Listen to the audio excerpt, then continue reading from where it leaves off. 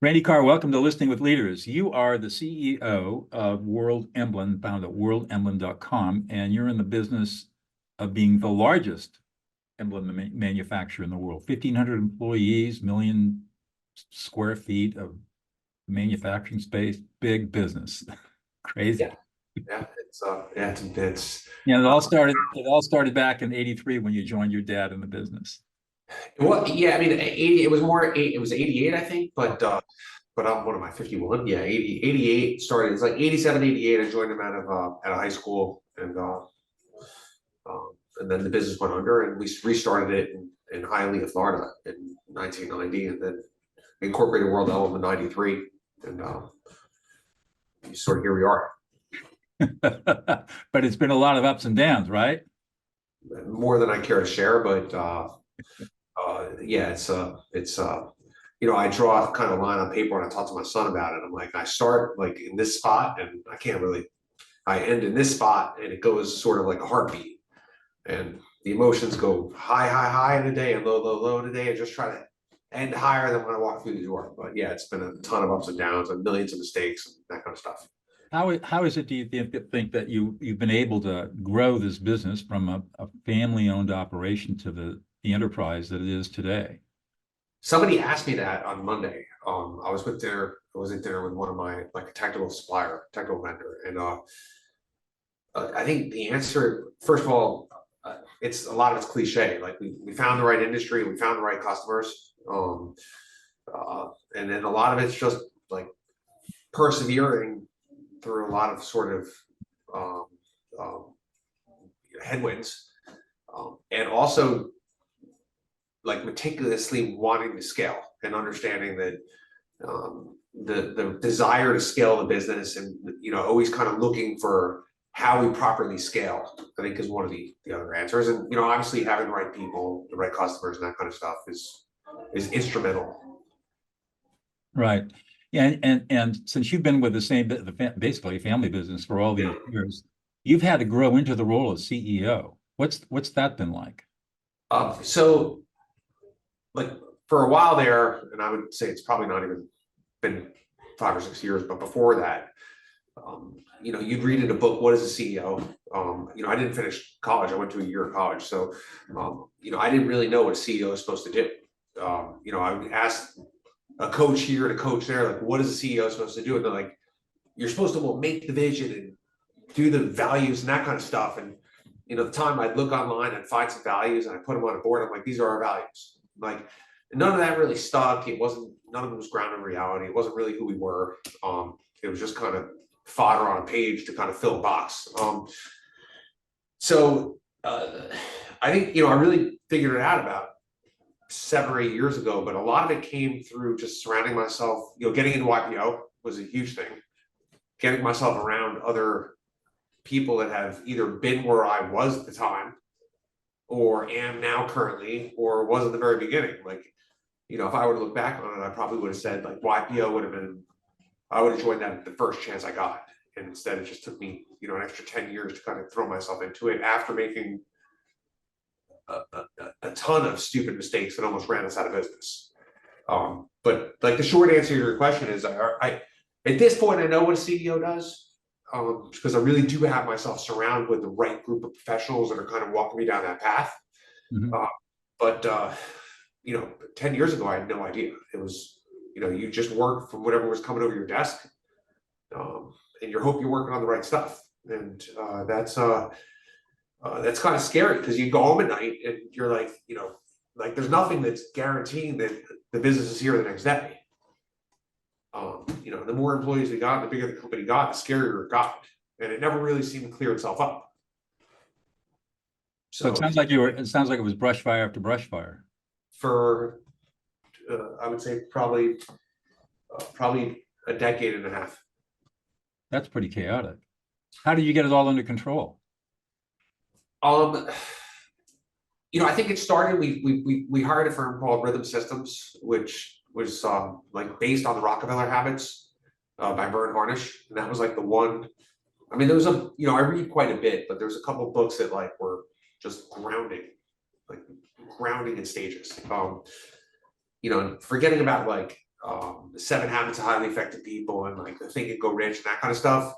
Like, so those are like sort of cementing from like life cementing, but the Rockefeller Habits by Bernard Arnault was the one that was like, that just had these sort of principles that really, that I could lock myself into. And then I reached out to them, and they had another consulting firm that came in to consult. And this is about 15 years ago. And I remember like clearly the consultant sits down with me in a room and he says, he comes in to do annual planning. And I didn't even know what annual planning was. So I grabbed what I thought was an executive team, which like a bunch of guys around the business that have been there for a while. And it wasn't really an executive team. It was just a bunch of people that I trusted around the business. We sat in a room and he says, and you know, I remember like me and my brother almost got in a fist fight, and the guy it was 20 years ago, but he says to me, he goes, plan for a year. We can't even get you guys, we can't even get you guys to plan for a day. And then he pulls me aside and he says to me, look, if I'm going to do this for you, you got to get this guy out of here, this guy out of here, this guy out of here, and you got to fire these few people. And I just did what he said. Because he was right, and I knew he was right. I just needed somebody to kind of push me in that direction. And it, you know, it took a couple of years of getting that right.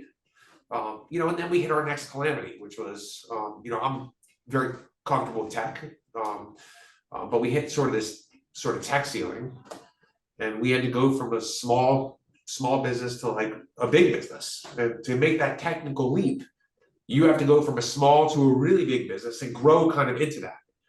And that's really expensive. And I had this kind of dominating fear that I was always going to go broke and the next shoe was going to drop. So I never wanted to spend the money.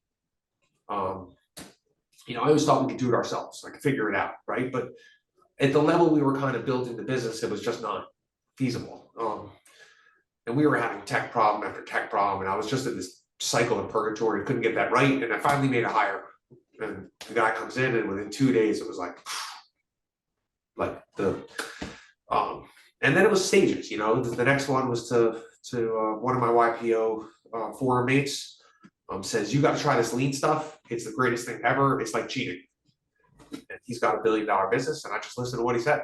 And you know, we've now been on our lean journey for 4 years, and the difference is monumental.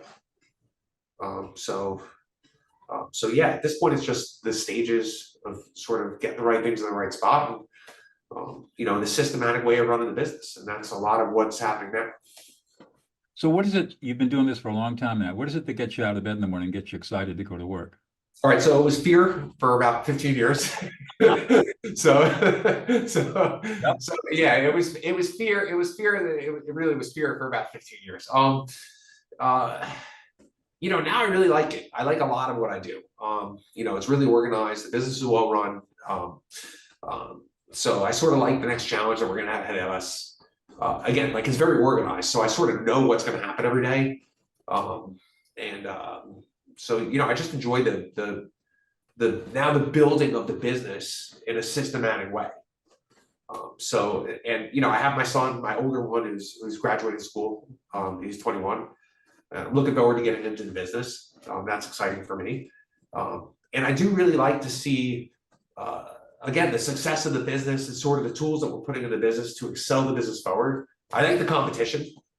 So I like the idea of competing against the other companies, and the fact that we're doing as well as we are is, you know, it's exciting to sort of be creating space between us and our nearest competitors. Mm-hmm. You know, I got back from a trade show last week, and it was super cool. I was able to walk around and kind of see all our customers and our suppliers in one room. You know, I spent the whole day hugging people and high-fiving, and that was a lot of fun. Good for you.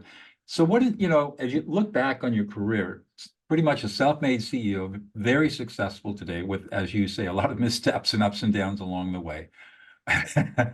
What is it you think that's unique about you that's allowed you to make this journey work? I think being like hyper consistent, like I'm very routine based. So you know, I'm up at 4:30 in the morning. I read, go to the gym. I'm at work every day. I don't miss. I'm very routine in the things that we do at work. So like when we have meetings, we don't miss meetings. Like we don't miss. Like you can miss, but we don't miss. So it means like you have to have so things like that. So and the routine has forced me to be very disciplined in the business as well. Mhm. And I think the discipline, the routine, the systematic approach to running the business and running my life, and that's family, fitness, my mental health, my physical health, my emotional and spiritual health, financially, those disciplines that have allowed me to be very grounded. So, and again, that wasn't always the case. Like I had to build into that. But that I figured that out in my mid-30s after again I almost destroyed everything. And it took like a good psychologist and a good YPO forum. And they're not always teaching me. It's a group like YPO is you surround yourself with people and you experience share. And by experience sharing, you're just picking up the best and the worst of everybody's experiences. Right. And you've got to come to your own conclusion as to how you want to frame your life. Right. So I saw in your LinkedIn profile that you're into extreme sports. Tell me a little bit more about that. I'd say most of it's skiing. Most of it's skiing and martial arts. So okay, well, there we have it somewhere. I'm a secondary black belt and a level 3 certified ski instructor. oh, nice. So I was a junior Olympic skier when I was a kid, and I did that, and now and I am a secondary black belt in Taekwondo and Kempo. Good for you. Yeah, no, I'm a second degree in a Northern Chinese animal style and a Tai Chi master. So it's the best. It's the like for me that was another thing that was, I had kind of a fear of getting in front of people and all those kinds of things, and that really helped me get over a lot. Like my instructor didn't care about one bit. He would pull me up in class and he'd punch me in the chest and he'd make me do forms, and it was mortifying in the beginning. And then you just got to figure it out. You learn humility very rapidly. Yeah, but like humility is like an awesome thing, right? Like you just know that sort of everybody's kind of great at some stuff and they're terrible at other stuff, and if you stake at it, you can at least get good. You may never be a certain master, but like you're going to be better than you were yesterday. That's right. Incremental improvement. So this show's called Listening with Leaders for a reason. I don't know if you learned anything about me. I'm a lawyer turned peacemaker, and I see listening as sort of the foundational skill of life. I'm curious about the role of listening in your development as a CEO and leader.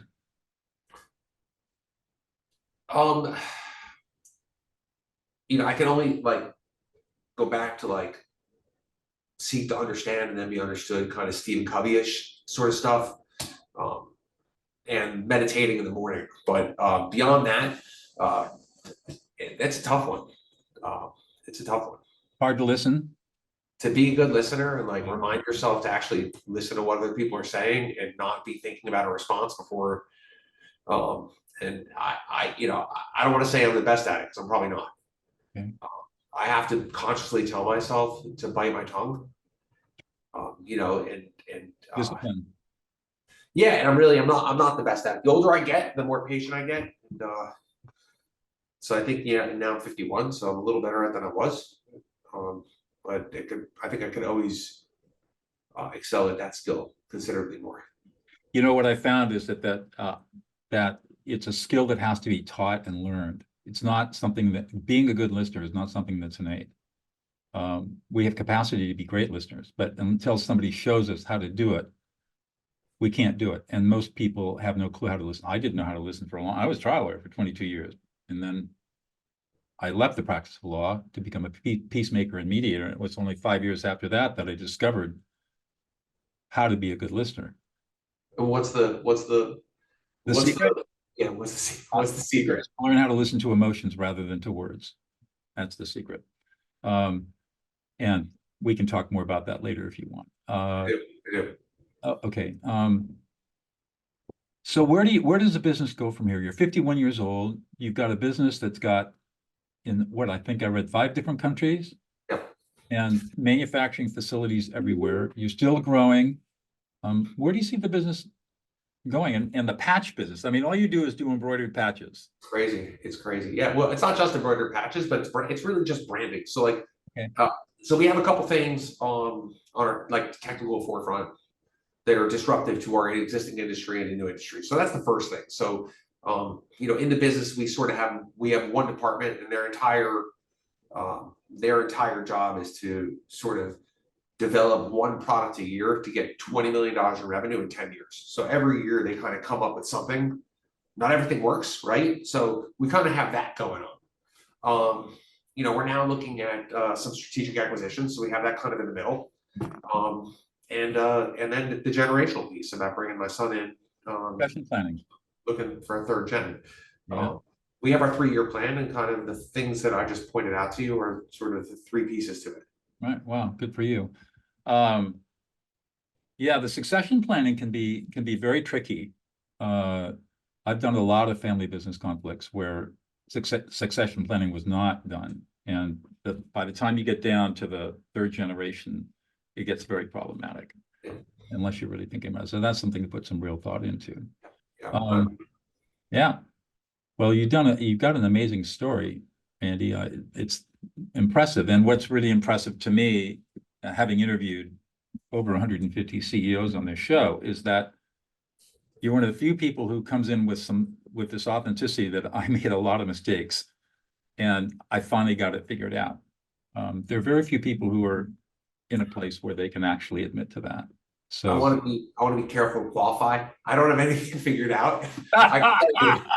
So all right, well, from the outside looking in, it looks like you've got it figured out enough that you're growing and successful. All right, how about if we leave it like that? I can answer that. I can, I know that I don't know. I know less than I knew before, and we're consistently surrounding ourselves with coaches all over the place. We had University of Kentucky, their continuous improvement people here yesterday. I have people at the university today. We have their teams in Mexico, so that's part of the lead thing. I was on the phone with consultants an hour ago trying to figure out how to excel our HRIS to get us looking at under AI. What are we doing in our AI strategy? So the answer is again, it's just a systematic approach to kind of absolutely running the business, but by absolutely. no means do I have any of this figured out. I'm still petrified. There's still moments of the day where I'm petrified and moments where I feel really good. Today, I feel really good. Well, good. I'm glad you feel good on the show here. Thanks. One more question. That's right because of you. Oh, well, thanks. Yeah. One more question. What is one thing about you that we would never know unless you revealed it to us?